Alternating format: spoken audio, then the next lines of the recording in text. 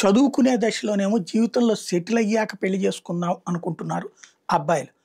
వీళ్ళు సెటిల్ అయ్యే టైంకి వచ్చేటప్పటికి 29, 30, 35 వచ్చేస్తుంది. అప్పుడు పెళ్లి చేసుకోవడానికి యంగ్‌స్టర్స్ అయిన అమ్మాయిలు 20, 21 రారు. ఆళ్ళు కూడా కెరీర్ మీద డిపెండ్ అయ్యి కెరీర్ కోసం అని చెప్పేసి పెళ్ళిళ్ళు చేసుకోకుండా ఉండి 28, 30 వచ్చినటువంటోళ్ళు ఇక్కడ ఇంకా స్థిరమైన లైఫ్‌లో ఉన్నటువంటోడి కోసం చూస్తున్నారు. దాంతో మగాళ్ళు అప్పటిదాకా లేనిది ఎవరన్నా అందంగా దొరికితే చాలు, అసలు అమ్మాయి దొరికితే చాలు అనేటటువంటి ధోరణి దేశవ్యాప్తంగా పెరిగిపోయింది. దీన్ని అడ్డుపెట్టుకుని మోసం చేసే అమ్మాయిల సంఖ్య కూడా పెరిగిపోయింది.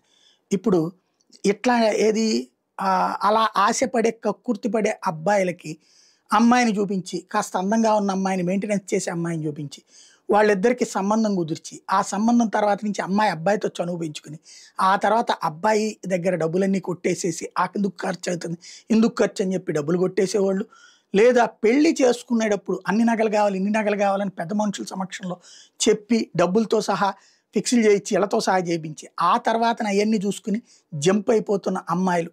ఇలాంటి ఉదంతాలు ఈ మధ్య కాలంలో కొన్ని సీరియళ్ళుగా, ఎపిసోడ్స్‌గా కూడా వచ్చినాయి. లపతా లేడీస్ అంటూ ఇప్పుడు ఇట్లాంటి ఉదంతం ఉత్తరప్రదేశ్‌లో వెలుగులోకి వచ్చింది. దీర్ఘకాలంగా పెళ్లి కోసం ఎదురు చూస్తున్న యువకులను ఎంపిక చేసుకున్న ఓ మధ్యవర్తి 12 మంది అమ్మాయిల్ని వాళ్ళకి ఎరవేసి మోసం చేశాడు. పెళ్లిళ్ళయ్యాక డబ్బు నగలతో అదృశ్యమైన ఆ యువతుల కోసం ఉత్తరప్రదేశ్ పోలీసులు గాలిస్తున్నారు. ఉత్తరప్రదేశ్‌లోని అలీగఢ్ జిల్లా ఇగ్లాస్ పట్టణానికి చెందినటువంటి సచిన్ ఠాకూర్ బీహార్ యువతులతో కలిసి ఈ కుట్ర పన్నాడు. యువకుల కుటుంబాలు ఆన్లైన్లో చూసి అమ్మాయిలను ఎంపిక చేసుకుని సచిన్‌కి తలా 1,00,000కి పైగా మొట్ట చెప్పారు. ఇలా ఎంపిక చేసుకున్న యువతులతో ఆయా యువకుల పెళ్లిళ్ళు సంప్రదాయబద్ధంగా జరిగాయి. వధువులు అత్తవారిల్లో కర్వా చౌత్ పూజలు కూడా చేశారు. ఉపవాసాల తర్వాత ఆ కుటుంబాల కోసం ఏర్పాటు చేసిన భోజనంలో వధువులే మత్తుల మందు కలిపారు. ఆ భోజనం తిన వాళ్ళంతా స్పృహ కోల్పోయాక నగదు ఆభరణాలతో వధువులు ఉడాయించారు. మరుసటి రోజులు బాధితులు పోలీసులకు ఫిర్యాదు చేస్తే కేసు నమోదు చేసి దర్యాప్తు ప్రారంభించారు.